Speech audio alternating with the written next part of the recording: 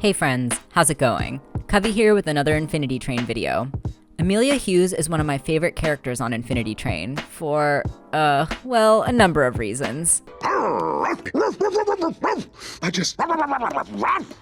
But aside from being the character that most of the fandom has heart eyes for, Amelia is also a really interesting, morally gray antagonist that I'd like to delve into, especially since I feel like it's likely we'll see her again in Book 4. That is, of course, if we ever actually see Book 4. Before anyone asks, I'm aware of the Infinity Train yearbook and the Instagram post that got posted and deleted earlier this week, but I was already working on this video, so for the sake of getting this done, I'm gonna pretend I didn't see it. If you guys really want me to make a video about it, let me know in the comments. But also, if you're seeing this on the day I'm uploading, I'm planning a couple special live streams this weekend on my Twitch channel, specifically just to chat with the community and discuss Infinity Train and Book 4. Drop me a follow and stop by to hang out. If you can't make it or you're watching this in the future, I stream every week, or you can now join my new Discord server, where I'm building a small community of folks to hang out and be notified when I go live or post new videos. And for those of you who want to support me the extra mile, I now have a Patreon. Links are all in the description, and I'll talk more about everything at the end of the video. And of course, my usual spoiler warning for the show. This video is going to have spoilers for Book 1 and Book 3 of Infinity Train. You've heard me say it before, but please support the show on HBO Max so they finally feel inclined to actually give us an official announcement of some kind. Now, on with the analysis. We're first introduced to Amelia in Book 1, Episode 8, The Ball Pit Car, though at this point, the audience has no idea that she's actually another human being. She's set up as the main antagonist for Tulip, as she verbally tears Tulip down and basically kills Atticus by turning him into a gome, all in order to hurt Tulip into a state of hopelessness, so she'll give up on traveling through cars. But beneath her actions are some really interesting layers that contribute to her motivations. In order to fully understand these motivations, we have to look into Amelia's backstory, which we get in the next episode, Book 1, Episode 9, The Pass Car. Amelia grew up as a young girl in England, and even from this young age, she was friends with Ulrich. Amelia and Ulrich are both smart, but while Ulrich performs well in school in a more traditional way, Amelia's expression of intelligence is instead punished by the teacher as she's scolded for playing with toys, when in actuality, she's engineering a crystal radio. I believe this introduces the idea that Amelia is one to break convention, and that she's not necessarily understood or accepted by everyone. Not only that, but she's been skilled at building things from a very young age. Ulrich then defends her, as he enacts revenge on the teacher with a whoopee cushion. Though he doesn't actually say it was him, but come on, the look these two give each other here, this moment of non-verbal communication, makes it pretty clear. This gives us a first look at the deep connection between Amelia and Ulrich, that not only does he understand her, but he's willing to stand up for her. I also want to acknowledge just how long Amelia has had Ulrich in her life. They're like in grade school here. This scene also has some fun details, including establishing that Ulrich likes to just straight up eat jam out of the jar, which played a role in the Turtle College car, and we also get a peek at Ulrich's essay about Alice in Wonderland. Alice in Wonderland, of course, being about a girl who's thrown herself into a magical world to learn something about herself, much like both Amelia and Tulip on the Infinity Train. We then jump forward in time and location to when Ulrich and Amelia graduate from an engineering college in the United States, giving the audience the next clue that Amelia was the creator of the Turtle College car. And shortly after we get the next clue of the infamous turtle handkerchief. Here, Amelia and Ulrich's dynamic seems to be flipped from their childhood scene, now with Amelia supporting Ulrich and comforting him in his time of need. Based on the short scenes we see with these two, I think Ulrich probably helped Amelia grow her confidence as they grew up together. Amelia also suggests that the two leave their ceremony before receiving their diplomas, which shows her spunk and her affinity for breaking the rules. This moment is just very sweet. I genuinely love seeing these two together. In the next scene, we see another adorable interaction between these two. Amelia hacks into the phone network. Again, her fondness for breaking the rules comes through, but particularly she's willing to break the rules to get what she wants, even going as so far as to lie to the phone operator that the two are actually dry so they're more likely to get a taxi. Of course, it's all well and innocent here, but this overambition is actually one of Amelia's greatest flaws. This next scene, in my opinion, is the biggest in terms of telling us who Amelia is as a character. Again, she's a rule breaker, and here she's breaking conventional gender rules by being a woman proposing to her male partner. This also gives us some foreshadowing to the reveal that we've been following Amelia this whole time rather than Ulrich, but more on that later. But once again, she's going after what she wants and she doesn't care about what the rules are. It's sweet here, but like I suggested before, I think it's fairly obvious that breaking the rules to get what you want isn't always the best course of action. Also, one unrelated side note, this scene also reveals to us that the conductor's voice originated from a thing Ulrich was just playing around with. I just think that this is interesting since it implies Amelia's intention in using this voice on the train was to hide her identity as a passenger. She wanted others to think she was a robot. She didn't really do a great job though, considering Grace was able to figure out she was another passenger. Tulip then finds Amelia alone as she starts to isolate from the other people in her life that are trying to connect with her. And I'm gonna dig deeper into Amelia's isolation more later. Of course, Tulip thinks she's following Ulrich, and as she follows the hooded figure, we see a flurry of memories from Amelia's life. I'm gonna go over the memories we see in what I think is chronological order, but I'm just making my best guess here. There's a memory of a young Ulrich and Amelia eating ice cream, and Ulrich falls while Amelia laughs at him. The two of them eating jam together. The two tinkering or engineering something together. Here's a small but cute outdoor scene where they're still looking pretty young. This one's kind of hard to see, but I think they're sitting in the window of a coffee shop. Perhaps their first date? I can't really tell what's happening in this one either, but it looks like another outdoor scene where they're a bit older. The two of them playing video games together, so cute. A memory of them decorating a Christmas tree, riding bicycles together, the two floating in what looks like one of those inflatable ducks, the two cuddling and napping on the couch, the two making pancakes while Ulrich wears a Kiss the Cook apron, the two at a ballroom dancing class together, Ulrich and Amelia getting on a plane together, and this last image is particularly heartbreaking and gives eagle-eyed viewers a clue to the true identity of who's under the hood. I suspect that this phone call is Amelia receiving the news of Ulrich's passing, since it's the only shot we see from her memories that doesn't have him with her. It's then revealed to Tulip in the audience that we're following the memories of Amelia, not Ulrich, and that it's really she who's on the train as its current conductor. When I first watched the show, I didn't actually like this reveal as a plot twist. But as I thought more about it, and with the context of the proposal scene, I realized that this twist actually plays off of the audience's expectations based on the tired old disposable woman trope. The trope that the death of a woman is simply a plot element for a male's character story. This twist acts as a subversion of that trope, which makes me like it a lot more. Not only that, but after watching book 3, I believe this original reveal is also a foreshadowing to how the Apex assumed the true conductor was a man, which then highlights Simon's not-so-subtle misogyny when he later refuses to believe Amelia. When Tulip is done watching the tape, she's able to connect her experience to Amelia's, the experience of loss and grief. Amelia having lost her fiancé, and Tulip having lost her former family dynamic. The reason these two end up on the train is essentially the same, and it's this realization and connection of empathy that leads Tulip to the final stage of her grief. Realizing that she has to come to terms with the change in her life, lest she go down Amelia's path of being unable to accept what happened to her. Many of you are probably familiar with the 5 common stages of grief: denial, anger, bargaining, depression, and acceptance. Infinity Train does an amazing job of depicting the different ways people go through these stages of grief, with multiple different characters throughout the 3 books, which is one of my favorite things about the show. After losing Ulrich, Amelia went into a state of shock and denial. Why do people go through denial after experiencing a loss? Well, denial is actually a completely natural response and an important stage of grief. In the book On Grief and Grieving by Elizabeth Kubler-Ross and David Kessler, they describe, "This first stage of grieving helps us to survive the loss. In this stage, the world becomes meaningless and overwhelming. Life makes no sense. We are in a state of shock and denial. We go numb. We wonder how we can go on, if we can go on, why we should go on. We try to find a way to simply get through each day. Denial and shock help us to cope and make survival possible. Denial helps us to pace our feelings of grief. There is a grace in denial. It is nature's way of letting in only as much as we can handle." We don't know why Amelia was going to her old campus, though I've seen what people have speculated, but regardless of her intention, she was at a crossroads, which is why the Infinity Train appeared to her. And while we assume the train's intention was to help her grow past her flaws, accept the loss and change in her life, and move forward, it picked her up so soon after Ulrich's death, right when she was still in the shock and denial stage, that it ended up having the opposite effect.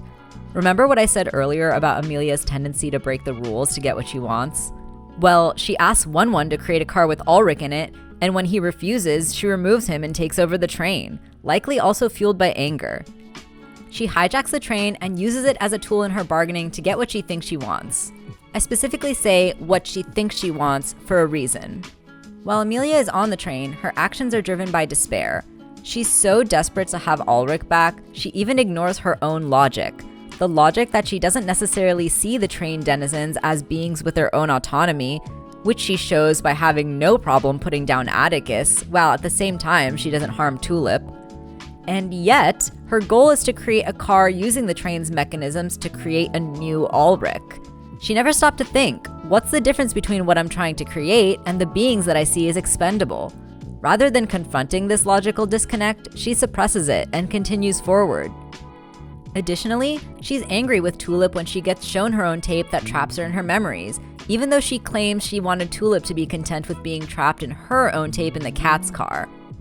I think if Amelia either let herself be trapped in the tape long enough to where she had to confront her past, or if she had actually succeeded in her goal of creating a car with a denizen version of Ulrich, then perhaps she would have realized how misguided her goals were, and that she had been moving in the wrong direction this whole time.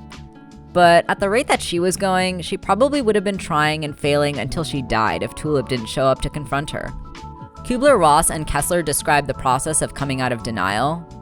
As you accept the reality of the loss and start to ask yourself questions, you are unknowingly beginning the healing process. You are becoming stronger, and the denial is beginning to fade. But as you proceed, all the feelings you were denying begin to surface. But rather than move towards acceptance, Amelia gets trapped between the denial and bargaining stages, which the writers describe as, we become lost in a maze of if only or what if statements. We want life returned to what it was. We want our loved one restored. We want to go back in time, find the tumor sooner, recognize the illness more quickly, stop the accident from happening. If only, if only, if only. Guilt is often bargaining's companion. The if-onlys cause us to find fault with ourselves and what we think we could have done differently. We may even bargain with the pain. We will do anything not to feel the pain of this loss. We remain in the past, trying to negotiate our way out of the hurt. It's while lost in this maze of bargaining, afraid of feeling the true pain of her loss and the guilt and depression that may accompany, on top of her ambition and rule-breaking habit, that leads Amelia to the conclusion that she can bring Ulrich back, eventually leading her to further isolate herself, and in doing so, made it nearly impossible to ever reach acceptance on her own. Amelia's isolation was a significant factor to why her number could never come down. Amelia immediately isolates herself when she refuses to attend Ulrich's funeral. Isolation can be a normal and even important part of grief, but just like with many other things, Amelia takes it to the extreme. Kubler-Ross and Kessler describe the experience. The death of a loved one often leaves you isolated symbolically as well as physically. You were with someone, and now you are not. How can you not feel isolated? Isolation is a very important stop on the path of grief, but usually it should only be a step along the way. When you stay too long and get stuck, healing can get further and further away. Isolating too much and for too long can result in your world becoming tighter and closer until you can literally become paralyzed. And the longer you get stuck there, the harder it becomes to share the pain and the sorrow that create the portals for your movement into the next phase of grief. In isolation, hope disappears, despair rules, and you can no longer glimpse a life beyond the invisible walls that imprison you. I also believe her isolation is symbolized by the shell of the mech suit she surrounds herself with, and can even be why her character is always surrounded by turtle imagery. With this in mind, Tulip in a very real way is the first one to break Amelia out of her shell. Amelia needed to be confronted by Tulip, as Tulip was the outside force that literally and figuratively pulled Amelia out of her own head and out of her isolation. By the end of book 1, Amelia may have accepted she can't bring Ulrich back, but her number only goes down a few digits since there's still more to Amelia's journey. When losing a loved one and life partner the way Amelia did, she actually goes through multiple kinds of losses, as Kubler-Ross and Kessler describe. Another loss is the old you. the person you were before this loss occurred, the person you will never be again. Up till now, you didn't know this kind of sadness. You couldn't even have imagined anything could feel this bad. Now that you are inconsolable, it feels like the new you is forever changed, crushed, broken, and irreparable. These temporary feelings will pass, but you will never be restored to that old person. What's left is the new you, a different you, one who will never be the same again, or see the world as you once did. A terrible loss of innocence has occurred, only to be replaced with vulnerability, sadness, and a new reality where something like this can happen to you and has happened. Amelia must be ready to accept all of these losses to bring her number to 0. I think this is what Amelia is the most afraid of. What she must eventually learn with time is what Kubler-Ross and Kessler say about this kind of loss. It is a tremendous and heart-rending adjustment you must make to the new world full of losses. No one can stand where you are and survey all that you have lost. This is for you and you alone to know. Perhaps you take comfort in knowing that with time, you will find new ways, new things, and even new people to be with. You will discover a world of things outside yourself and inside yourself that you never knew existed. When we see Amelia again in Book 3, she's no longer trying to take over the train, and instead playing by the rules and trying to get her number down. But she seems to be doing so with some reluctance. All aboard the growth train, toot toot, whee! While helping 1-1 fix the train is an admirable first step, there's a reason her number is still so high. Amelia still has a long way to go to overcome her flaws, fully let down her walls to connect with others, and truly accept the loss in her life to the point where she's ready to move on. I believe the key to Amelia's number coming down to 0 will be the connection she forms with Hazel. We don't really know too much about Hazel. Amelia calls Hazel a failed attempt at creating Ulrich, but I have a feeling it's probably more complicated than that. I'm Hazel! Debatable. I think it's interesting that she has Amelia's starting number on her hand, and she seems to have some memories that line up with Amelia and Ulrich's. This is a ballroom dance. Some of the steps are backwards. We have to be partners. You're right. How do you know about this stuff? I took classes. No, you make the best pancakes. It pains me to turn down my first compliment in 33 years, but we just met yesterday. You've never had them. I just know. You and Ulrich both. But regardless of who Hazel was supposed to be, in the present day of the show, she's very much her own person with her own life. And unfortunately for Hazel, her life came with loss, the loss of her maternal figure. I think Amelia could actually learn a lot from Hazel, considering Hazel was able to accept Tuba's death and say goodbye to her caretaker at a funeral, which is in stark contrast to Amelia, who ran away from Ulrich's funeral. It would be good for me to go to a funeral. It helps to say goodbye. Hey, come on, please, open up. Look, I know it's hard, but it'll be good to go. We're all here for you. What I wish for Amelia and Hazel is for them to open up about their respective losses and grief, forming a connection that will help them both heal and eventually find a way off the infinity train. Kubler-Ross and Kessler describe the process of coming out of isolation. In time, you will find a bridge back to the outside world.